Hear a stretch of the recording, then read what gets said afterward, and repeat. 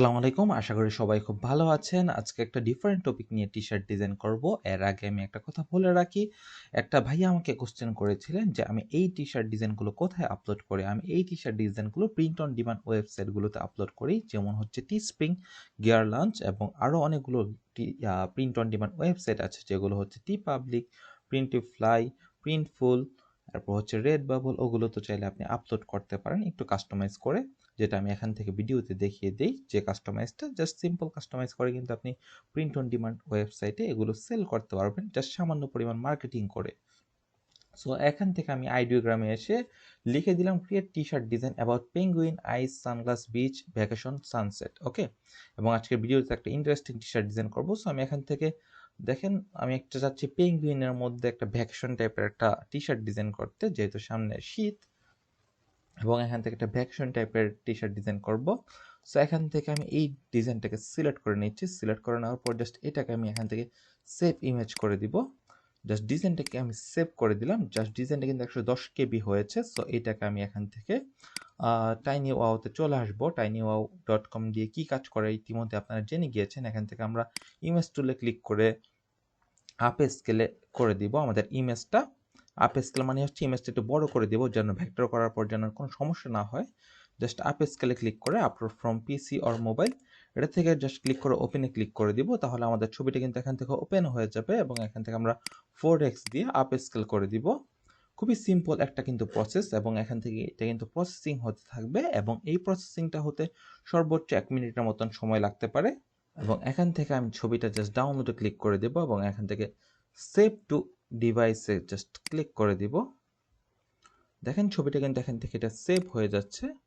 খুবই simple. Just ছবিটা এখান থেকে সেভ করে ফেললাম। সেভ করে ফেলার পর দেখেন ছবিটা এখান থেকে বড় হয়ে আছে।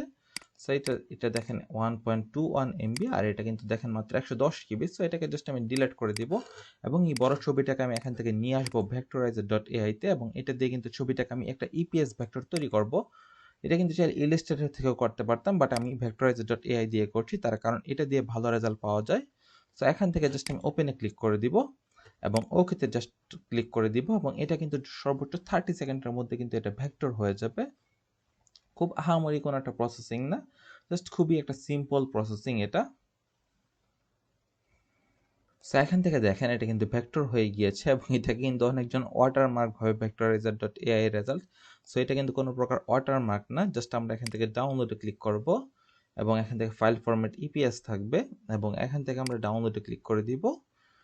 জাস্ট এখান থেকে এটা কিন্তু ডাউনলোড হয়ে গিয়েছে আমাদের ইপিএস ফরম্যাটের ফাইলটা। এবং এইটার এডিট করার আগে আমরা চলে আসবো ইলাস্ট্রেটরে, এসে টি শার্ট ডিজাইনের ফাইল সাইজটা নিয়ে নিব ক্রিয়েটে ক্লিক করে, এবং টি শার্ট ডিজাইনের ফাইল সাইজ হিসেবে একটা নির্দিষ্ট ফাইল সাইজ আমি সবসময় ইউজ করি, যেটা হয়তো আপনারা পূর্বের ভিডিওগুলোতে দেখতে পেরেছেন। সেটা হচ্ছে 11.9 ইঞ্চি এবং 17.9 ইঞ্চি, এবং কালার মোড হিসেবে আমরা রাখছি RGB 300 ppi। Just create click করে দিলাম এবং এখান থেকে এটা ব্ল্যাক কালার করে দিব। জাস্ট সিম্পল, যেহেতু আমরা ব্ল্যাক টি শার্টের জন্য ডিজাইনটা করছি, এবং এটাকে Ctrl+2 প্রেস করে কিন্তু লক করে দিব। লক করে দেওয়ার পর জাস্ট ডাবল ক্লিক করছি আমি ডিজাইনটার মধ্যে, ইপিএস ফাইলটার মধ্যে। সো দেখেন আমাদের ভেক্টরটা কিন্তু চলে আসছে এবং দেখেন কত স্মুথ ভাবে এটা কিন্তু ভেক্টর করে দিয়েছে। সো আমি এটাকে একটু রেশিও অনুসারে ছোট করে নিয়ে আসি।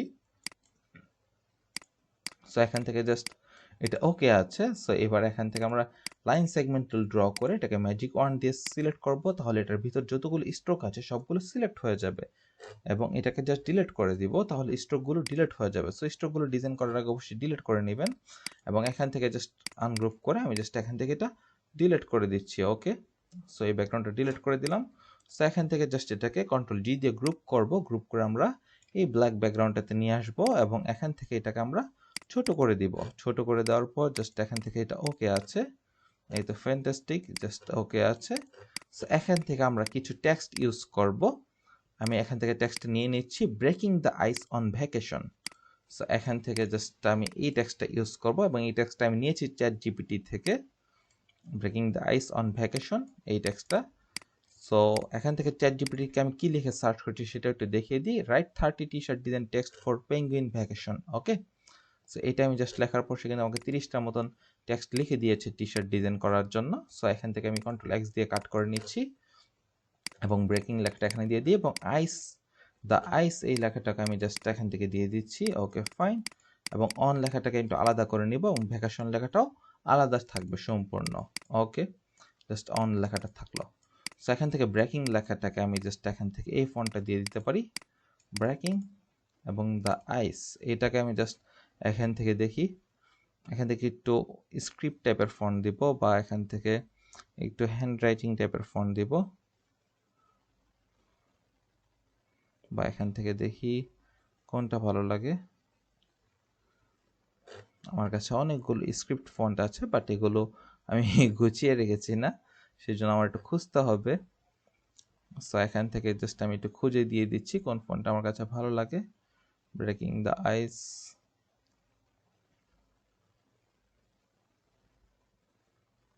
চাইলে এই ফন্টটাও দেওয়া যায়, বাট আমরা অন্য একটা ফন্ট দিয়ে ট্রাই করব। জাস্ট দেখি এখান থেকে কোন ফন্টটা ভালো লাগে।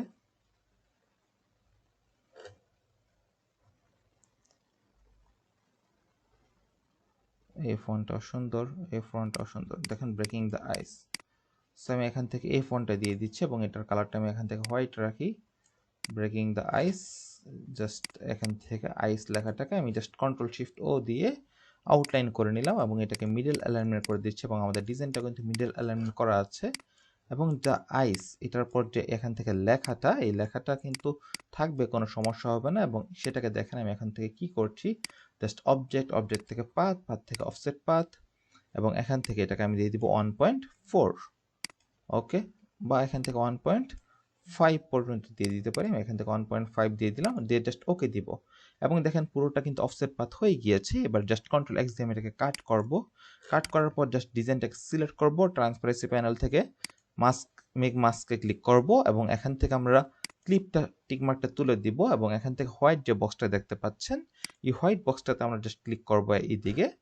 হোয়াইট বক্সে ক্লিক করার পর জাস্ট কন্ট্রোল এফ দিয়ে আমরা এটা পেস্ট করে দিব, আমাদের যেটা কাট করেছিলাম, এবং সেটাকে আমরা জাস্ট এখান থেকে ব্ল্যাক কালার করে দিব। তাহলে দেখেন এটার দিকে কিন্তু আমরা এখান থেকে এটা কেটেছি এবং এটা জাস্ট এখান থেকে এইদিকে নিয়ে আসবো। সো দেখেন ডিজাইনটা অ্যাকচুয়ালি কীরকম দাঁড়ালো। সো এখান থেকে দেখেন আমাদের অফসেট পার্টটা দিয়ে কিন্তু আমরা এই ডিজাইনটাকে কাট করলাম। ওকে, এবং এখান থেকে ব্রেকিং এই লেখাটাকে জাস্ট আমরা এখান থেকে হোয়াইট কালার দিয়ে দিচ্ছি, ব্রেকিং দ্য আইস, এবং এটাকে আমি সামান্য ওয়ার্প করে দিব, বা এখান থেকে এইটা করে দিতে পারি।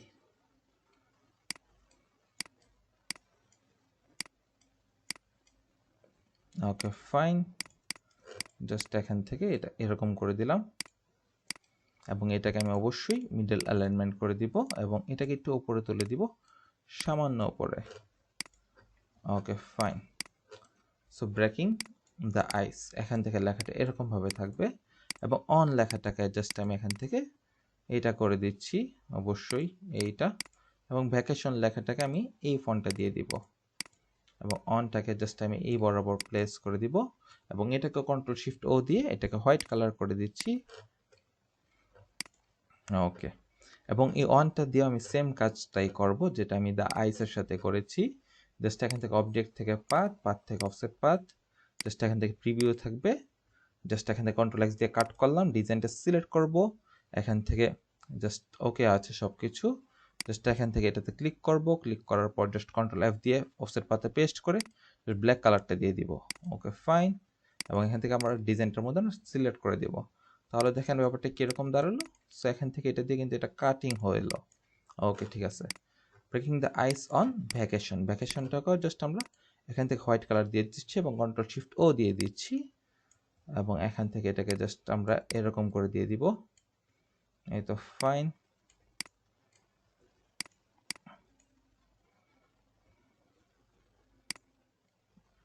এই তো অন ভ্যাকেশন, ঠিক আছে।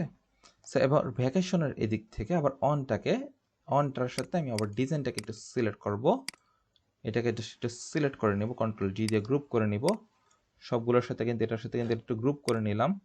গ্রুপ করে নেওয়ার পর এবং দ্য আইসটার সাথে এটা একটু গ্রুপ করে নেব সবগুলোর সাথে, জাস্ট আইসটা একটু গ্রুপ করে নিলাম, তিনটা মিলে একসাথে একটু গ্রুপ করে নিলাম। ওকে, সো গ্রুপ করে নেওয়ার পর এবার ভ্যাকেশন যেটা আছে সেটাকে আমরা একটু সিলেক্ট করব। সিলেক্ট করার পর জাস্ট এটাকে আমরা অ্যারেঞ্জ থেকে ব্রিং টু ফ্রন্ট করে দেব, ফ্রন্ট করে দিলাম এবং এটাকে আমরা জাস্ট মিডল অ্যালাইনমেন্ট থাকবে, জাস্ট সামান্য করে একটা অফসেট পাথ করব, জাস্ট পাথ থেকে অফসেট পাথ, এবং এখান থেকে 1.5 আছে, 1.5 না, আমরা জাস্ট 1.2 দিতে পারি সামান্য করে। ওকে, সামান্য করে জাস্ট 2 দিলাম, জাস্ট ওকে, এবং এটাকে কন্ট্রোল এক্স দিয়ে কাট করব, পুরোটাকে সিলেক্ট করব, মেক মাস্কে ক্লিক করব, ক্লিপটা তুলে দিব, হোয়াইট বক্সটাতে ক্লিক করব, ক্লিক করার পর কন্ট্রোল এফ দিয়ে এটা পেস্ট করব এবং এটাকে আমরা ব্ল্যাক কালার করে দিব, আগের প্রসেসটা। জাস্ট এবার ডিজাইনটাতে আমরা ক্লিক করে দিলাম। সো এখান থেকে জাস্ট দেখি দেখতে কেমন হয়েছে আমাদের ডিজাইনটা। অ্যাকচুয়ালি এরকম একটা ডিজাইন। সো এখান থেকে জাস্ট সব কিছু ওকে আছে। এবার জাস্ট আমাদের পুরো ডিজাইনটার মধ্যে এটাকে জাস্ট আমরা এক্সপান্ড করে নিচ্ছি। Okay fine.